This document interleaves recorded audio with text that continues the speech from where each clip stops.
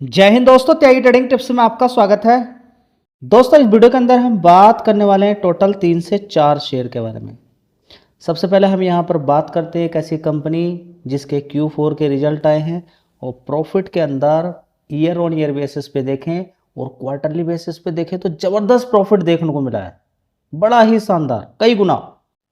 लेकिन year on year basis पे 140% का लगभग प्रॉफिट, यानी कि डबल से भी ज़्यादा, 1.5 गुना ज़्यादा मान के चलें प्रॉफिट देखने को मिला है, तो एक अच्छी खबर है। चलिए डिटेल यहाँ पर एनालिसिस करने की कोशिश करते हैं। 4 शेयर यहाँ पर हम कवर करेंगे। सबसे पहले Sterling and Wilson Renewable Energy से स्टार्ट करते हैं। देखिए, सारा खेल किस चीज़ का है, रिजल्ट्स अच्छे आ गए तो देखना है कि तेज़ी कहीं बंद तो नहीं गई है। तो एक महीने का चार्ट पैटर्न सबसे पहले देख लीजिए। 148 रुपये तक नीचे तक पहुँच चुका था ये शेयर, तो लगभग 47% के रिटर्न तो ऑलरेडी इसने बना के दे दिए हैं और 5 दिन के अंदर भी अच्छी खासी तेज़ी है। आज अच्छी तेज़ी बनी 229 रुपये तक, उसके बाद गिरावट हो गई। तो देखिए, जो अच्छी चीज़ थी वो पहले ही हो गई है। तो काफ़ी सारी कंपनियों के अंदर ज़बरदस्त अगर तेज़ी बनी है तो हो सकता है कि उनके रिजल्ट्स अच्छे हों। ये किसको मालूम होगा, ये देखिए, ये मालूम नहीं है कि किसको मालूम होगा क्या नहीं मालूम होगा। रिस्की टाइप थोड़ी सी कंपनी है, वॉलेटिलिटी बहुत ज़्यादा रहती है इस कंपनी के अंदर, क्योंकि 5,000 करोड़ का मार्केट कैप है। कभी अच्छे रिजल्ट आते हैं, कभी ख़राब, तो अकॉर्डिंगली आप देखें, जब भी कभी आ जाए रिस्की टाइप तो सीधा पैसा कम कर दो, सीधा पैसा कम लगाना है, ये तरीका होता है। ठीक है, थोड़ा सा 5 साल का भी चार्ट पैटर्न उठा कर देख लीजिए तो कभी नीचे की साइड में होता था 272 रुपये के आसपास, शेयर सीधा भागकर पहुंच गया 747। तो ये शेयर 747 रुपये से गिरते गिरते नीचे की साइड में 148 रुपीज़ तक पहुंच गया था। वहाँ से इसने तेज़ी दिखाई और आपके सामने पैसा है, देखिए 148 रुपये से शानदार तेज़ी दिखाते हुए इस शेयर ने 47% के रिटर्न बना दिए हैं, एक महीने से भी कम में। दोस्तों, रिजल्ट्स यहाँ पर देखने की कोशिश करते हैं। एक साल पहले देखेंगे 2,519 करोड़ का रेवेन्यू आता था, उसके बाद 1,700 करोड़, 1,700, फिर हुआ दिसंबर क्वार्टर में 2,092 करोड़। अभी भी आप देखेंगे तो पिछले क्वार्टर से तो उतना शानदार रेवेन्यू नहीं है, लेकिन कंपनी ने खर्चों पे थोड़ा सा यहाँ पर कमांड किया है, कंट्रोल किया है। तो खर्चे पिछली बार 2,025 करोड़ के थे, इस बार 1,800 करोड़ का दिखाया। कंपनी खर्चे अगर अपने कम कर लें तो रिजल्ट्स तो बहुत अच्छे आ जाएँ। देखिए, कमाई कोई कम नहीं हुई है 1,946 करोड़ की, लेकिन ऑपरेटिंग प्रॉफिट ही 146 करोड़ का है कंपनी का। ठीक है, लेकिन पहले के अकॉर्डिंग देखें या एक साल के अकॉर्डिंग, एक साल पहले तो 134 करोड़ का था, उसके बाद देखिए 85 करोड़, 4 करोड़, 67 करोड़। तो 67 करोड़ के अकॉर्डिंग अच्छा ही यहाँ पर हम देखने को मिल रही है। अदर इनकम से भी अच्छा फ़ायदा यहाँ पर देखने को मिला है, 53 करोड़ का रिजल्ट इसलिए भी अच्छे यहाँ पर देखने को मिल रहे हैं।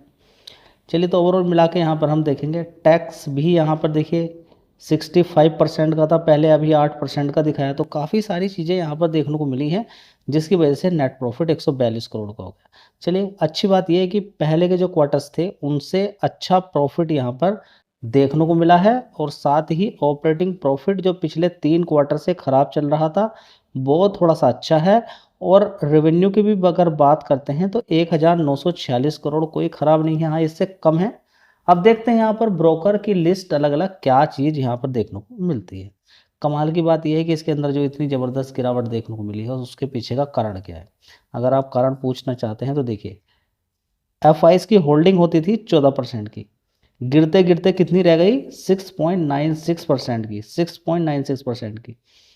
इसी तरह से आप देखेंगे कि इस कंपनी के अंदर DIs की होल्डिंग होती थी 10%, फिर 9%, फिर 9.70%, कम होते होते 3.19% रह गई है DIs की, लेकिन पिछले क्वार्टर से थोड़ी सी बढ़ी है। लेकिन FIs अभी कोई इंटरेस्ट नहीं दिखा रहे हैं, आगे आपको दिमाग लगाना है।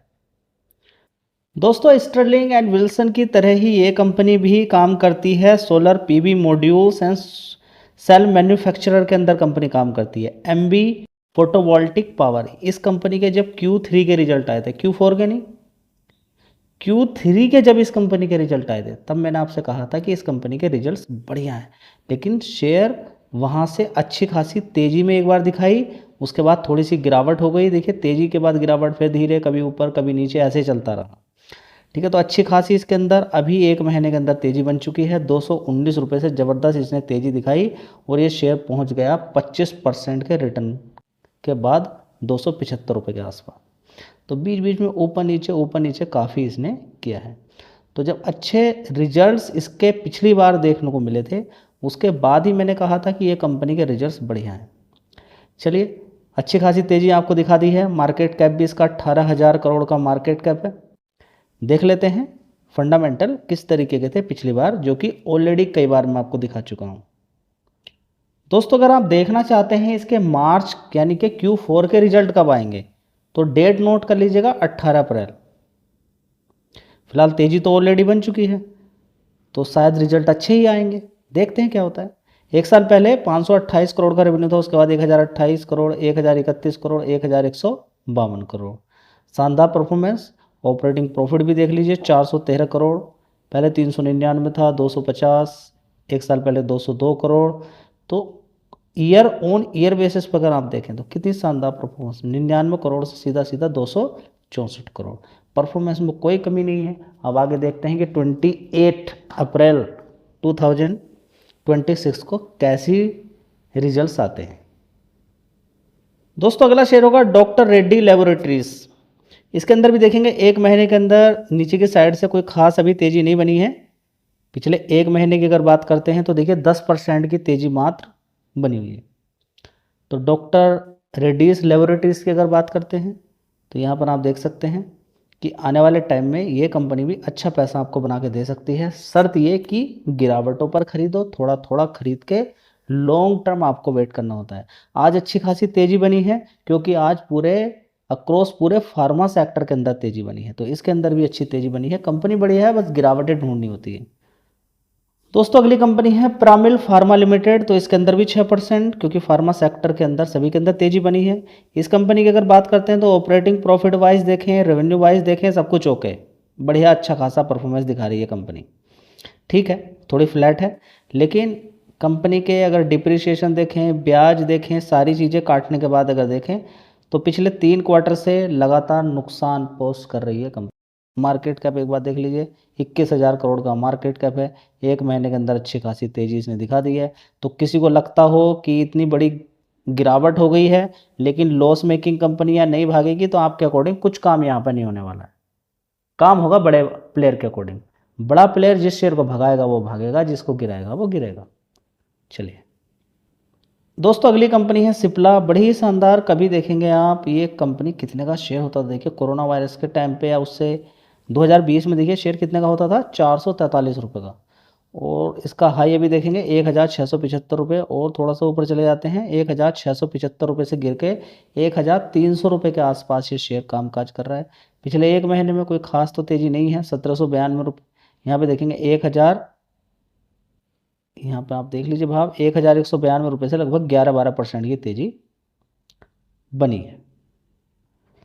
दोस्तों, अगला शेयर है इन्फोसिस लिमिटेड। काफ़ी बड़ी गिरावट है, एक महीने के अंदर देखिए गिरावट है, 6 महीने से लगातार गिरावट इस शेयर के अंदर देखने को मिल रही है। हाई 1,728, काफ़ी बड़ी गिरावट इस शेयर के अंदर हो चुकी है। कोई अगर ढूंढ रहा है कि ऐसा शेयर जो मजबूत हो, बड़ी गिरावट पर हो, तो SIP करने के लिए शायद ये शेयर बढ़िया हो जाए। तो चाहो तो इस शेयर पर भी आप फोकस कर सकते हो।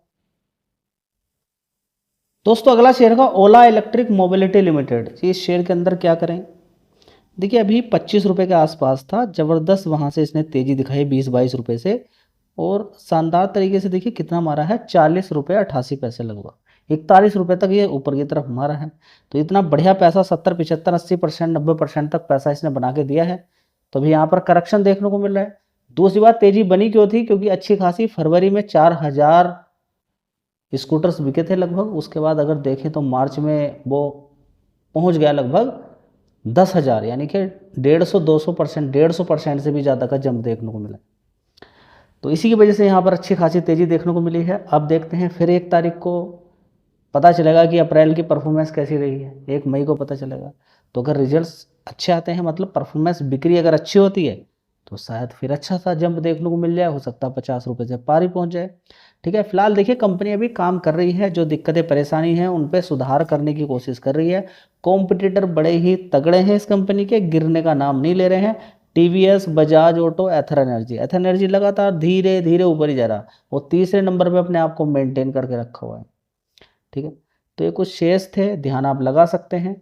अच्छी नॉलेज आपको मिलती रहती है। रिकमेंडेशन किसी भी शेयर की नहीं होती है। इस चैनल पे आप आइए, अगर आपको कोई शेयर अच्छा लगता है चूज़ कीजिए, लेकिन उस पर मेहनत करने के बाद जब आपको लगे कि सही है तब आगे बढ़िए। रिकमेंडेशन कोई इस चैनल पे नहीं होती है। एक नॉलेज पर्पज़ से वीडियो बनाई जाती है ताकि आपका ज्ञान बढ़े। धन्यवाद।